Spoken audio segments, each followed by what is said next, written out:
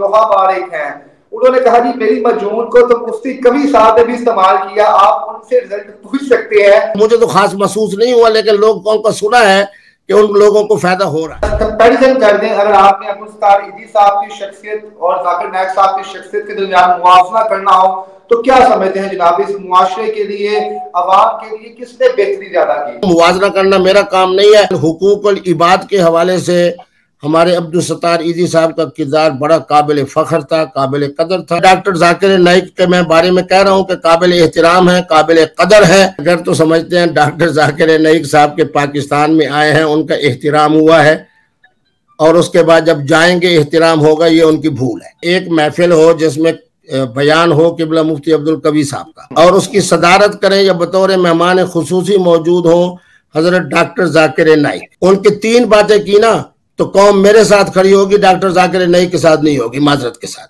90% پاکستانی جو ہے خدا کی قسم مسلم لیگ نون کا نام لینے کے لیے تیار نہیں ہے۔ کمپیریزن کر دیں، اگر آپ نے عبدالستار ایدھی صاحب کی شخصیت اور ذاکر نائک صاحب کی شخصیت کے درمیان موازنہ کرنا ہو تو کیا سمجھتے ہیں جناب اس معاشرے کے لیے، عوام کے لیے کس نے بہتری زیادہ کی؟ ایک طرف 18 لاکھ لوگوں کو مسلمان کیا اور دوسری طرف سینکڑوں یتیم بچوں کی انہوں نے کفالت ایک شخص نے کی۔ کیا دونوں اللہ کی نظر میں نزدیک ہیں، پیارے ہیں، یا کون زیادہ نزدیک ہے نبی کریم صلی اللہ علیہ وسلم کے نزدیک یا اللہ کے نزدیک؟ یہ موضوع تو ہے میرے اللہ کا، جی اللہ تبارک و تعالیٰ ہی کے ہاں۔ بہرحال حقوق العباد کے حوالے سے ہمارے عبدالستار ایدھی صاحب کا کردار بڑا قابل فخر تھا، قابل قدر تھا۔ ان کی زندگی کے اندر بہت ساری لغزشیں ہیں، جو انہوں نے اسلام کے حوالے سے کچھ جملے ایسے بھی کہے جس کی وجہ سے ہمارے علماء جو ہے ان کو نہیں پسند کرتے، لیکن عوام ان کو پسند کرتے ہیں۔ اسی طریقے میں ڈاکٹر ذاکر نائک کے میں بارے میں کہہ رہا ہوں کہ قابل احترام ہے، قابل قدر ہے۔ ان کی بھی اللہ تبارک و تعالیٰ نصرت فرمائے، اللہ کرے اس سے 3 گنا زیادہ لوگوں کو مسلمان کر کے دنیا سے روانہ ہو۔ موازنہ کرنا میرا کام نہیں ہے، میں تو مسئلہ بتا سکتا ہوں، باقی عزت دینے والے بھی اللہ ہے، اسی کی طرف سے جناب علم بھی ہے، خدا داد صلاحیتیں بھی اللہ کی طرف سے ہے۔ لیکن ایک مسئلہ یاد رکھیں کہ پہلے نمبر پہ حقوق العباد ہے، حقوق العباد ہے، جس کا ترجمان، جس کا نمائندہ عبدالستار ایدھی ہے۔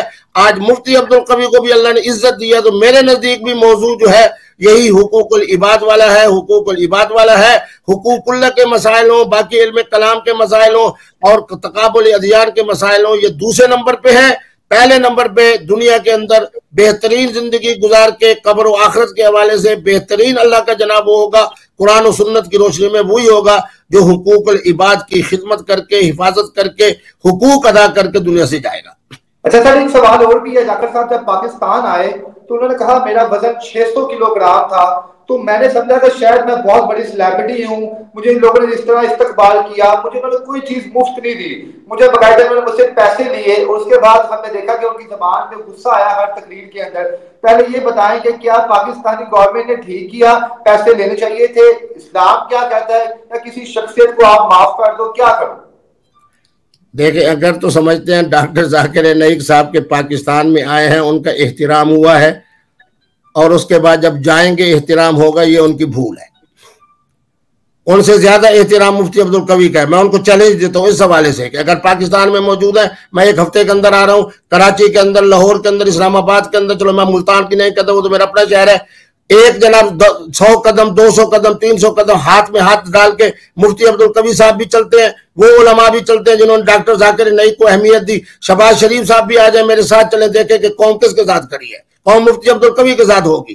مفتی عبدالقوی کو وہ جانتی ہے کہ جناب مفتی عبدالقوی کی ہر بات کے اندر ہمیں خوشبو نظر آتی ہے، ایک مثبت بات نظر آتی ہے۔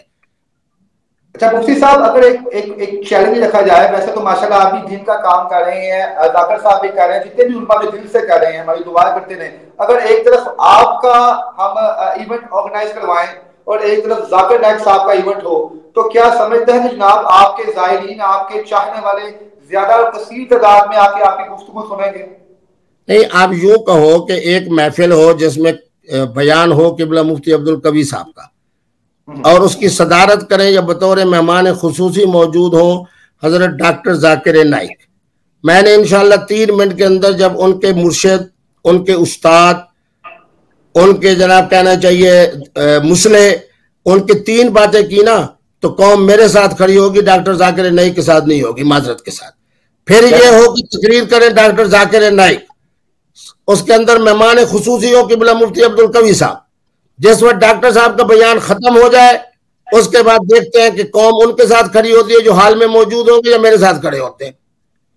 یہ تو میں حیران ہوتا ہوں کہ جناب پتہ نہیں کس بھولے اور سادہ آدمی نے اس وقت پاکستان کی جو آپ صورتحال دیکھ رہے ہیں، بلوچوں کے ساتھ کیا ہو رہا ہے، پٹھانوں کے ساتھ کیا ہو رہا ہے، جمہوریت کے ساتھ کیا ہو رہا ہے۔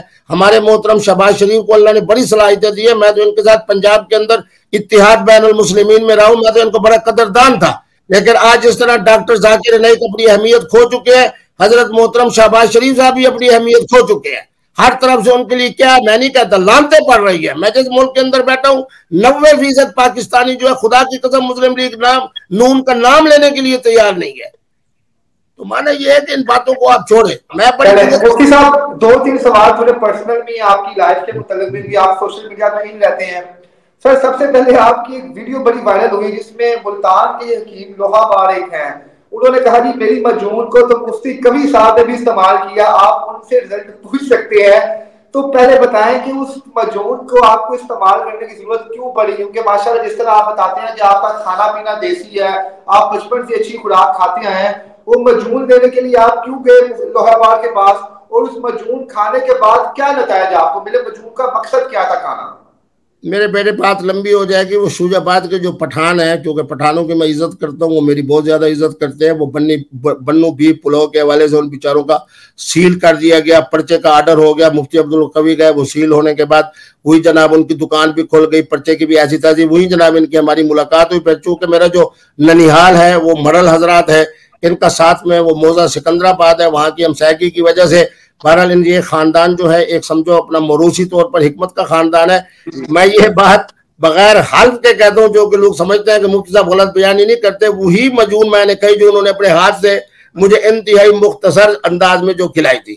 بہرحال ان کا ایک اپنا علم ہے، ان کی طب ہے، ان کی خاندانی اور موروثی حکمت ہے، اللہ ان کو مزید کامیابی عطا فرمائے۔ مجون سے سر کچھ فائدہ بھی ہوا تھا، ان کی تو پبلسٹی بڑی زیادہ ہوگی کہ مفتی کبھی نے کھا لیا تو بڑی کمال کی چیز ہوگی۔ میرے بیٹے بات یہ ہے، اگر آٹے کے اندر نمک ڈالا جائے تو کون سے لذت کے اندر فرق پڑ جائے گا، اگر نہ ڈالا جائے تو کون سا فرق پڑ جائے گا؟ مجھے تو خاص محسوس نہیں ہوا، لیکن لوگوں کو سنا ہے کہ ان لوگوں کو فائدہ ہو رہا ہے، اور اس کے اندر کینسر کا علاج بھی وہ کر رہے ہیں، بانجھ پن کا بھی کر رہے ہیں، شوگر کا بھی کر رہے ہیں۔ بہرحال جو آج بھی جس شعبے کا ہے اس کا احترام کرنا چاہیے۔ اس وقت میں دبئی میں ہوں، آج بھی وہ مجھ سے رابطے میں تھے، وہ سعدیہ صاحبہ کے جو وراثت والا کیس ہے، سارے جملے میں نے ان کو بتایا، احادیث میں نے ان کو بتائی ہے، اس مقدمے کو بھی انشاءاللہ پاکستان میں آ کے میں لے کے آ رہا ہوں میدان کے اندر، کہ کس طرح میرے بھائی ڈاکٹر عامر لیاقت سے اس بچی کو وراثت سے محروم کیا جائے، صرف اس لیے کہ جنوبی پنجاب سے ہے، وہ لوگ کراچی سے ہے۔